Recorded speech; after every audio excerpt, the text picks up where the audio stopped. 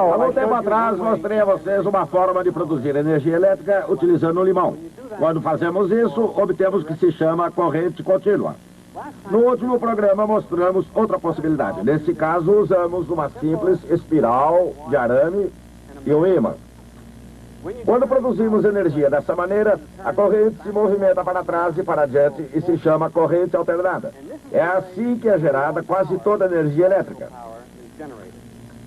A melhor maneira de fazer isso não é movimentando a espiral para trás e para diante, mas fazer com que gire de maneira uniforme no campo magnético. É assim que é gerada praticamente toda a energia elétrica. Mas é claro que para se produzir energia dessa maneira, é preciso energia para fazer girar a espiral contra as forças magnéticas e impulsionar a corrente. Isso é feito normalmente utilizando-se um motor térmico, uma turbina de gás acionada por um combustível fóssil, como petróleo, carvão ou gás, ou por um reator nuclear, ou até mesmo pela água num gerador hidroelétrico. Gostaria de mostrar a vocês como construir um desses, caso vocês um dia se encontrem numa ilha deserta e sejam obrigados a reconstruir a civilização a partir dos seus primórdios. É fácil, essa é uma roda d'água que funciona assim quando existe água para movimentá-la. Ao se movimentar, ela gira uma espiral entre os polos desse ímã permanente. A produção de eletricidade do gerador pode ser vista nesse osciloscópio, um aparelho que serve para medir a voltagem. Enquanto o traço no osciloscópio permanece horizontal, nada está acontecendo. Quando começamos a produzir energia elétrica, ele começa a subir e a descer. Dessa forma, tudo o que precisamos fazer para produzir eletricidade é abrir a água. Os que estiverem nas primeiras filas, abram os guarda-chuvas. Vamos lá. Aí está. Energia hidrelétrica. Energia hidrelétrica. Não foi criada pelos mortais, mas há uns 100 anos atrás, um homem foi capaz de prever o seu enorme potencial. Quando criança, ele lera sobre as cataratas de Niágara e sonhara com uma roda acionada pelas suas águas. Um dia, o seu sonho assumiu a forma de uma gigantesca rede de energia elétrica, girando como um dínamo e impulsionando a moderna era industrial. O nome desse homem foi Nikola Tesla, e sua visão, na teoria e na prática, foram capazes de aproveitar a energia das cataratas de Niágara, baseando-se no princípio das correntes alternadas. A corrente alternada, AC, é uma corrente oscilante. Ela é produzida por uma voltagem que aumenta e diminui, positiva e negativa, como uma onda sinusoidal. Mas, como Nikola Tesla descobriu, a definição de corrente alternada era apenas o início de seus altos e baixos. Ele desejava que a corrente alternada acionasse tudo sobre a face da Terra, mas na vida real, no mundo dos negócios, a ideia encontrou uma grande resistência. Desde o início, ele foi contra a energia elétrica de Thomas Alva Edison e dos defensores da corrente contínua. A corrente contínua DC é um fluxo constante de eletricidade. Em termos ideais, sua voltagem é constante e igual à corrente, também constante, multiplicada pela resistência efetiva do circuito. Naturalmente, no que se refere à questão básica da corrente alternada versus corrente contínua, Edison e Tesla estavam em ondas diferentes. E no que se tornaria conhecida como a Guerra das Correntes, as linhas de batalha seriam bem definidas. Mas a batalha foi muito além do domínio relativamente seguro da teoria científica.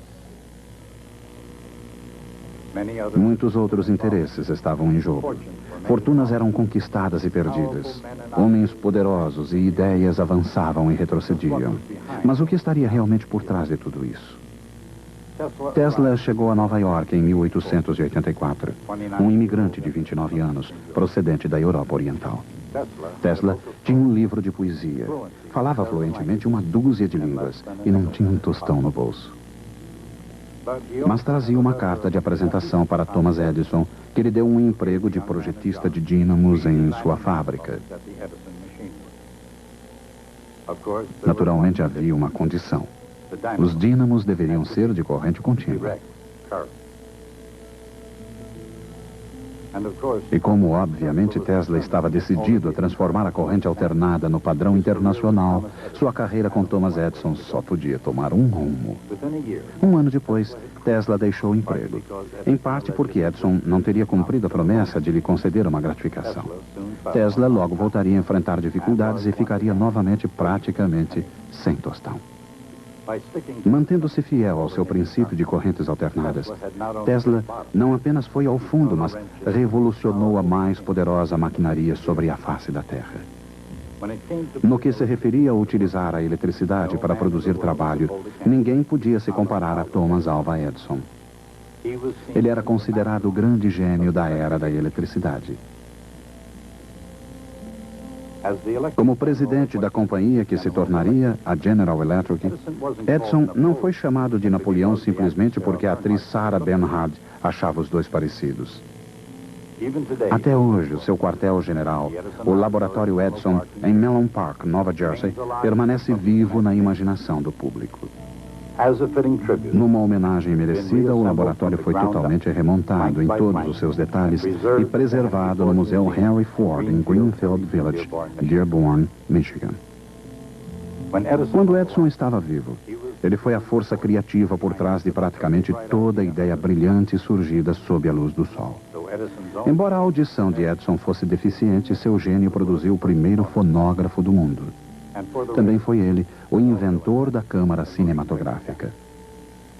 Foi em Menlo Park, não em Hollywood, que o cinema realmente começou.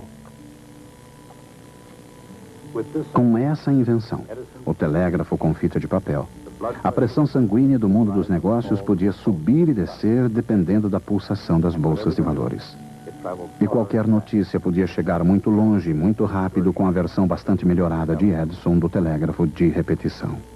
Na verdade, Edison muitas vezes refinou invenções de terceiros, tornando-as mais práticas e comercialmente mais viáveis no processo.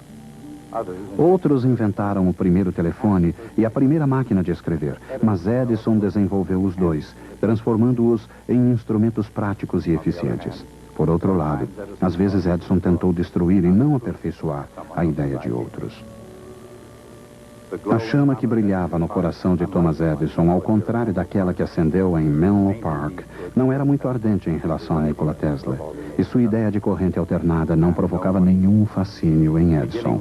Começando com a pensão de Sally Jordan, a primeira casa do mundo a ser iluminada com eletricidade. A corrente contínua de Edison iria iluminar todas as casas dentro do limitado alcance de sua rede de estações de energia. E Edison sabia que até mesmo nos mais simples circuitos, a corrente alternada de Tesla poderia reservar muitas surpresas. Consideremos, por exemplo, um circuito simples que consiste de uma fonte de voltagem alternada, um capacitor e um indutor.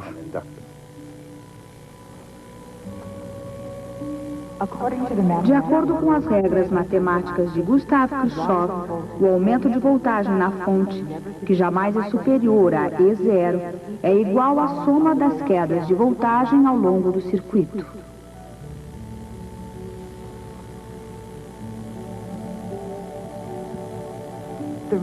O resultado é uma equação diferencial, que pode ser escrita em termos da carga Q do capacitor. A mesma equação diferencial também descreve o deslocamento x de um oscilador harmônico impulsionado por uma força oscilante. Mesmo uma pequena força, jamais superior a F0, e na frequência correta, produz oscilações cada vez maiores.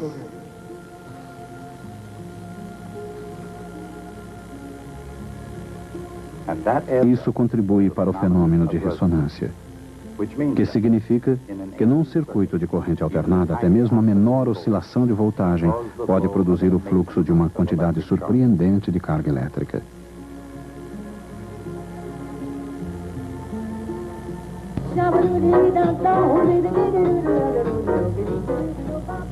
E claro que num sistema mecânico, os resultados da ressonância podem ser desastrosos. Mas às vezes, a ressonância elétrica é necessária para se obter o tom adequado. Tesla foi, na verdade, o primeiro a descrever uma rede de circuitos ressonantes afinados e antenas erguidas que constituem exatamente a maneira pela qual os sinais de rádio e televisão são transmitidos e recebidos. Uma determinada estação de televisão é sintonizada dentre todas as outras porque um circuito de corrente alternada é afinado de maneira precisa em ressonância com a frequência da transmissão. Isso se aplica tanto ao rádio quanto à televisão. E a ressonância elétrica ocorre porque, matematicamente, capacitores e indutores agem de certa forma como molas e massas. Por exemplo, quando um capacitor começa a carregar, ele produz uma voltagem que se opõe à carga. Em outras palavras, um capacitor se opõe à variação de sua carga positiva ou negativa da mesma maneira como uma mola se opõe à expansão ou compressão. Por outro lado, quando se aplica uma voltagem a um indutor, demora um pouco para que a corrente se movimente ou pare novamente.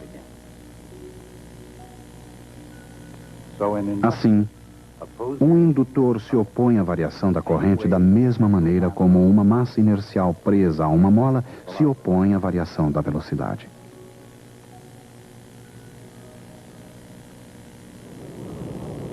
Mas não importa quão correta seja essa analogia, podem surgir diferenças. Por exemplo, quando ocorre a ressonância em osciladores elétricos, ela raramente deixa as pessoas na mão. Mas quando ocorre ressonância em osciladores mecânicos, as coisas podem sair de controle.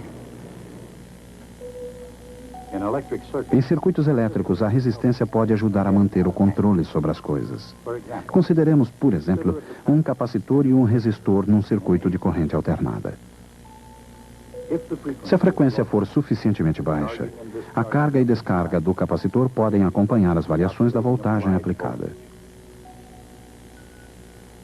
Mas numa frequência mais alta, o capacitor não é capaz de carregar e descarregar com rapidez suficiente.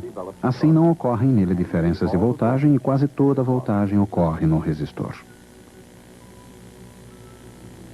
Por outro lado, se existe um indutor no circuito numa frequência baixa, há tempo suficiente para aumentar a corrente nele sem que sua voltagem aumente muito. Mas numa frequência mais alta, a corrente no indutor é incapaz de variar com velocidade suficiente antes de ser obrigada a mudar de sentido. Portanto, a maior parte da voltagem está no indutor, não restando muito no resistor. Quando todos os elementos estão no mesmo circuito em baixa frequência, a maior parte da voltagem é utilizada na carga e descarga do capacitor.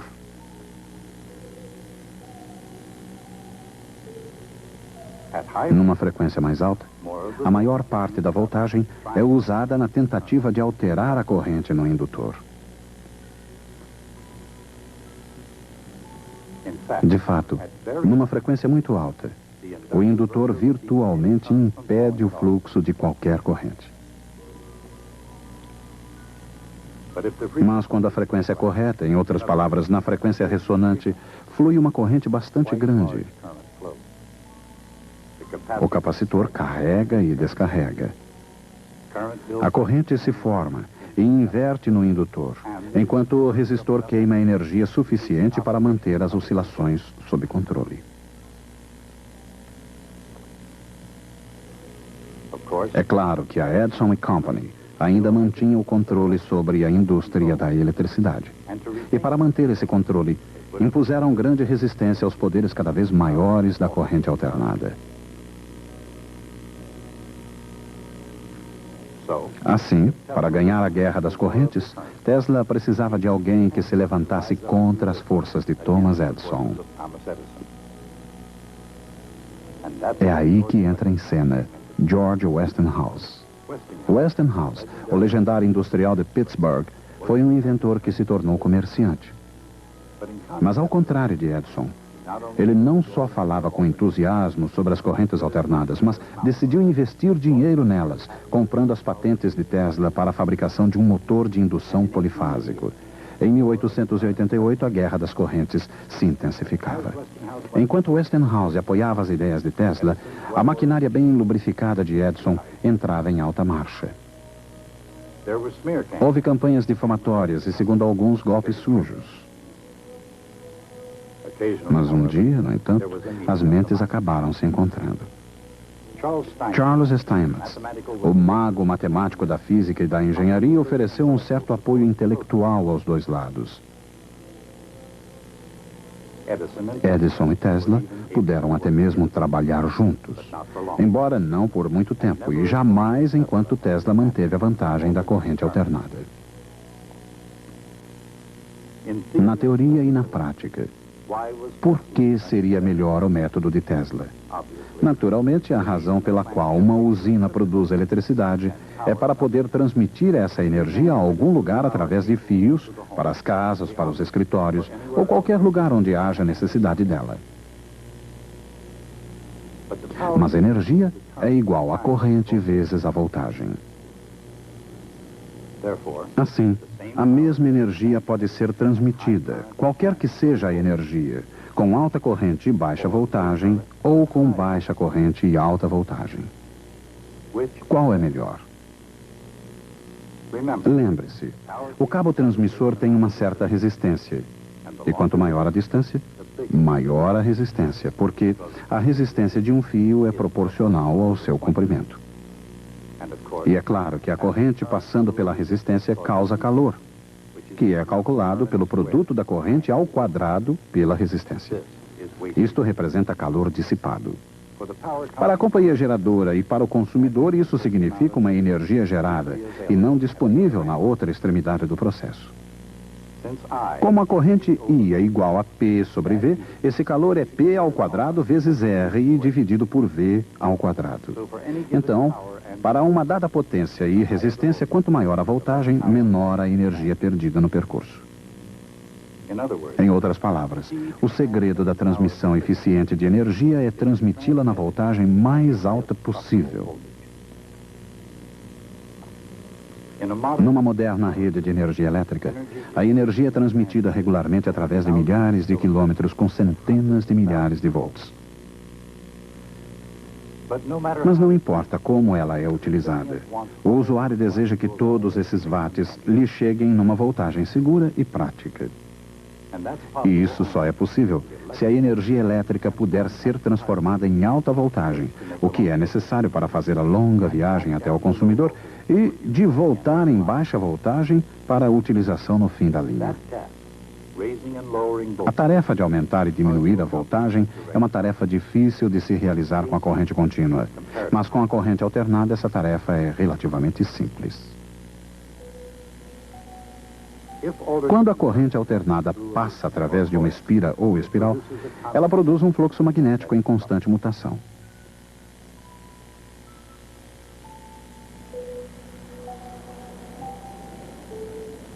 Uma barra de ferro, magnetizada pela espiral, pode concentrar e intensificar o fluxo variável.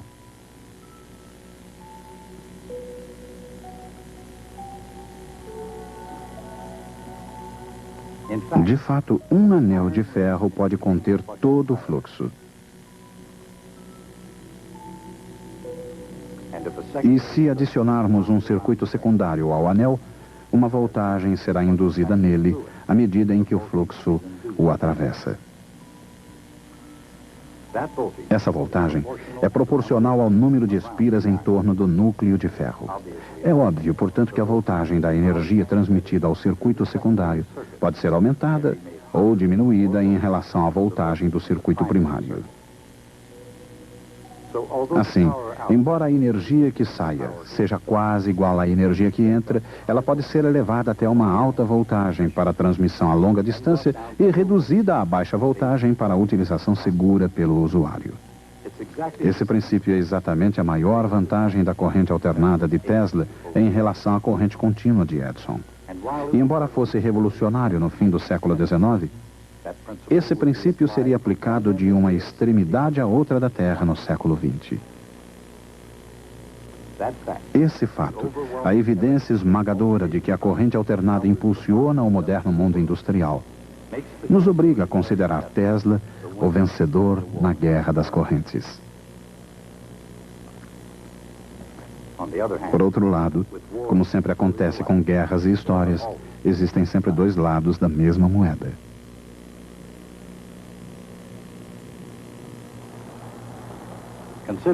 Considerando-se a enorme contribuição de Edison ao mundo da ciência e da engenharia, será que podemos realmente dizer que um lado ganhou e o outro perdeu? Afinal, Edison já tinha um número razoável de patentes. Antes de Tesla, Edison construiu seus próprios geradores, um após o outro, cada um mais potente que o anterior. Mas o mesmo aconteceu com Tesla. E da mesma forma como Edison, Tesla também construiu turbinas e motores. No entanto, e essa foi a grande diferença, os geradores de Edison só eram capazes de iluminar coisas não muito distantes de sua rede de geradores, enquanto que o sistema de corrente alternada de Tesla podia ultrapassar de muito antiga vizinhança. Com uma rede de linhas de energia cada vez maior, a corrente alternada pôde ser levada de uma costa a outra do país e a qualquer lugar entre elas. De qualquer maneira, o lugar de Thomas Edison na história já estava garantido. Em Menlo Park, Nova Jersey, sua mente continua tão ágil quanto sua câmara cinematográfica. Como inventor americano, ninguém, desde Benjamin Franklin, foi tão longe como Thomas Edison. Mas à sua maneira, Nikola Tesla foi ainda mais longe. Muito antes de se tornarem realidades, Tesla imaginou os tubos de vácuo revestidos com fósforo e tubos de vidro cheios de gás, luzes fluorescentes e neon.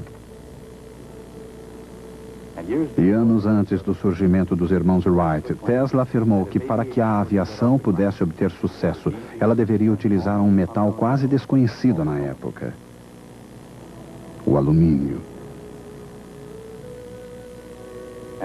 E enquanto Guglielmo Marconi era aclamado pela imprensa popular como o inventor do rádio, Nikola Tesla obteve o crédito pela invenção, assim como o veredito final dos tribunais. E por falar em crédito, dizem que Tesla não obteve o reconhecimento por muitas invenções originais. Em resumo, não se pode negar que Tesla foi um dos cientistas mais dinâmicos que já existiram. Nem que sua mente fosse fértil e sua inventividade única. Mas Tesla, mais interessado em invenções do que em publicações científicas, manteve grande parte de sua metodologia na memória.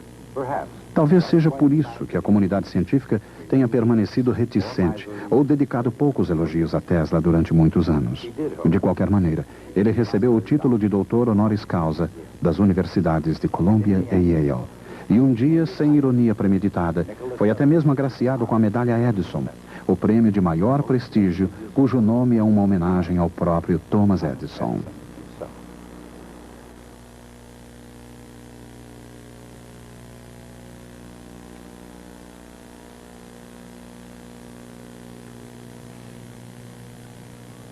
Nessa longa história que estamos contando, temos deparado sempre com certos indivíduos que podemos identificar como espécies santos da ciência. Vimos casos de pessoas levadas à descoberta científica da mesma maneira que as mariposas são atraídas pela luz. Isso inclui Kepler, Newton, Faraday e, certamente, Albert Einstein. Alguns se saíram muito bem e alguns, na verdade, ficaram muito ricos. Mas, naturalmente, não foi o dinheiro que os impulsionou a fazer o que fizeram. Mas, ao mesmo tempo, sempre houve um tipo de gênio diferente. Homens tão inteligentes quanto os outros, mas com objetivos bem diferentes. Um deles foi, claro, Thomas Edison.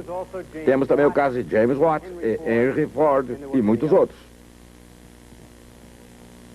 Homens que passaram quase tanto tempo no tribunal brigando por patentes quanto dedicaram às suas invenções.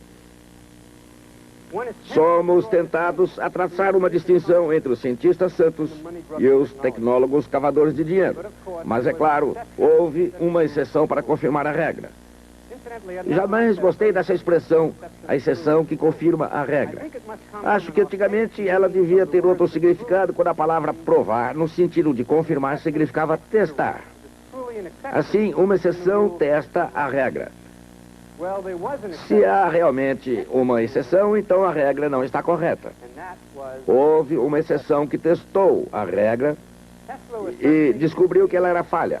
Ela foi Nikola Tesla, um gênio da primeira grandeza. Se Michael Faraday foi capaz de imaginar o espaço cheio de linhas e força constante, Nikola Tesla foi capaz de imaginar geradores multifásicos e motores multifásicos, todos ligados com circuitos elétricos complexos. E quando um dia eles foram possíveis, todos funcionaram com perfeição, exatamente como ele havia imaginado. Muitas vezes Tesla amealhou e perdeu fortunas. E muitas vezes recusou empregos confortáveis com gordos salários para ficar sozinho e poder pensar e inventar. Podemos dizer de Tesla, como de Leonardo da Vinci, que ele foi um verdadeiro santo da engenharia. Tesla morreu quase esquecido e quase na miséria em Nova York. Mas foi Nikola Tesla, pelo menos tanto quanto Thomas Edison, que moldou a natureza do mundo em que vivemos hoje. Até a próxima.